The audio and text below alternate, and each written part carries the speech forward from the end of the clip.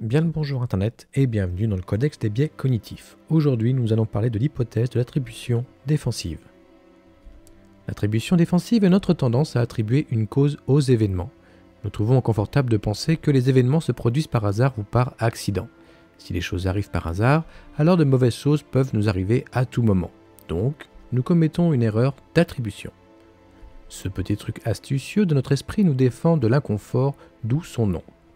Parfois, lorsque nous sommes confrontés à des informations qui menacent notre perception de la sécurité, les attributions défensives sont parfois faites afin d'atténuer l'inconfort psychologique qui survient lorsque nous avons peur que quelque chose se produise. Les similitudes avec les victimes influencent les attributions défensives. En attribuant des attributions aux autres, nous faisons en sorte que les situations semblent contrôlables et donc peu susceptibles de nous arriver. 3 exemples. Si vous entendez parler d'une personne qui se fait agresser dans votre quartier, cela peut vous faire craindre au départ pour votre sécurité parce que vous marchez dans les mêmes rues que la victime. Si vous utilisiez des attributions défensives dans cette circonstance, vous pourriez commencer à penser à des choses telles que « Eh bien, cette personne marchait toute seule, je ne fais jamais ça » ou « Cette personne était folle de marcher la nuit, je ne suis pas si stupide ».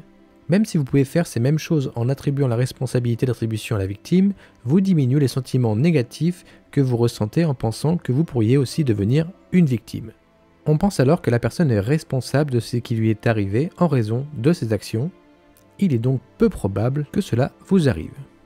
Imaginez maintenant que vous voyez un accident de voiture sur l'autoroute. Il est probable que vous commenciez à réfléchir à la cause de l'accident. Vous pourriez même vous retrouver à faire une attribution défensive. Peut-être que vous regardez la voiture et pensez que le conducteur a dû envoyer un SMS, ou ivre, ou même qu'il est juste un mauvais conducteur. Ce que vous faites là, c'est attribuer l'accident à un facteur interne de la personne impliquée dans l'accident. Si vous ne faites pas ce genre d'attribution, vous êtes confronté à la possibilité que des accidents se produisent parfois par hasard. Ensuite, vous devez réfléchir à la possibilité que vous ayez un accident de voiture à tout moment. Afin d'éviter cette angoisse, vous attribuez l'accident au conducteur de la voiture. Mais qu'en est-il des catastrophes naturelles ? Eh bien, nous ne faisons pas que des attributions défensives en blâmant des individus. Parfois, nous recherchons une cause dans des événements mondiaux apparemment aléatoires. Les récents incendies de forêt sont un exemple dont la façon des gens recherchent désespérément une cause d'événements aléatoires. Ici, les gens se sentent mieux lorsqu'ils ont une cause concrète pour les événements mondiaux. Il est beaucoup plus facile d'accepter que les incendies ont été causés par des lignes électriques défectueuses que de penser que parfois les incendies de forêt se produisent tout simplement. Voici une expérience, et notamment l'hypothèse de Shaver. En 1970, des chercheurs ont mené une étude. Ils ont invité des participants dans un laboratoire et ont examiné la probabilité que les gens blâment un conducteur dans un accident de voiture. Les chercheurs ont publié 3 études dans un article, car ils enquêtaient sur 3 choses.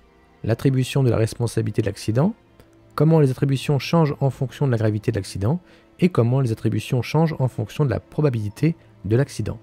Shaver a constaté que les gens n'étaient pas très susceptibles d'attribuer la responsabilité des accidents de voiture à la personne qui conduisait.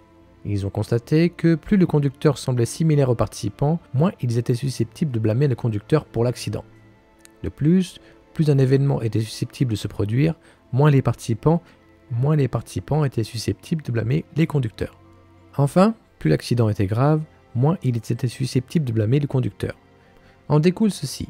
Les chercheurs examinant les agressions sexuelles ont systématiquement constaté que les participants masculins blâmaient moins les violeurs que les participantes, et que les participants masculins blâmaient davantage les victimes de viol que les participantes.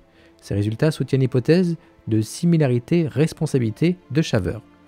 Les participants masculins, qui sont personnellement similaires aux violeurs masculins, blâment moins les violeurs que les participantes féminines, qui sont différentes des violeurs. D'autre part, les participantes, qui sont personnellement similaires aux victimes de viol féminines, blâment moins les victimes que les participants masculins. En conclusion, les gens ont tendance à mettre leur confort avant tout.